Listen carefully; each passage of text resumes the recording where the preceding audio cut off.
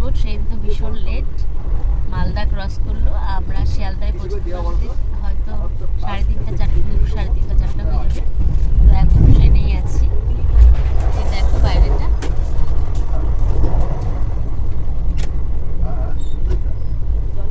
Fresh হলাম, একটু চা খেলাম। সেরকম খাবার জিনিস উঠছে না যে খাবো, আছে আমার কাছে। আর মালদায় নেমে একটু খাবার নিলাম, অবশ্য কিছু নিলাম। তারপরে দেখি আর কিছু ওঠে নাকি আরো বেলা হলে।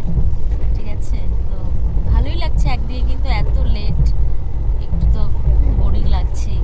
ঠিক আছে, আর আমার মেয়েও বসেই আছে, আর আমার ভাগনা ওদিকে ঘুমোচ্ছে, এখনো ওঠেনি, পরে আবার আসছে। তো আমরা এই মাত্র শিয়ালদা স্টেশনে নামলাম, এখন ক্যাব বুক করবো।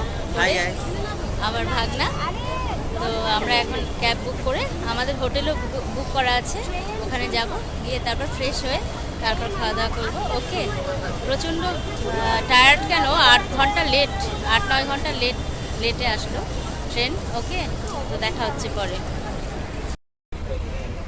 তো একটু বেরোলাম সন্ধ্যাবেলায়, গড়িয়াহাট বাজারে আসলাম, ঘুরছি, ভালো ভালো জিনিসও দেখছি, তো এখনও কিনিনি, এইমাত্র বেরোলাম।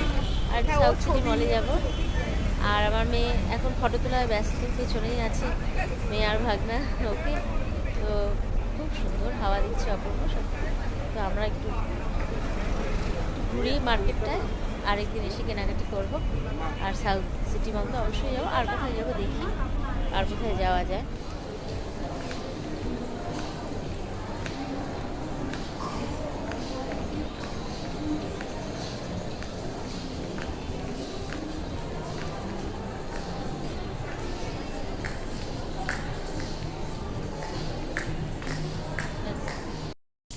তো ঘুরে ফিরে আসলাম, সাউথ সিটি মল ঘুরলাম, আরও কিছু জায়গায় ঘুরলাম, তারপর যাদবপুর গেলাম, দরকার ছিল, ওখান থেকে ফিরে আসলাম।